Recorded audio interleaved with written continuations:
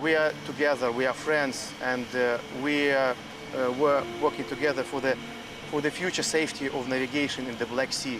Mine countermeasure operation is very important for providing the safety of navigation, the international food security, maritime food security, global food security, not just in the Black Sea but worldwide. They're trained from scratch by NATO standards, and it is absolutely great opportunity for us to have the full MCM capability NATO standard, to be interoperable, interchangeable, let's say, with other NATO units.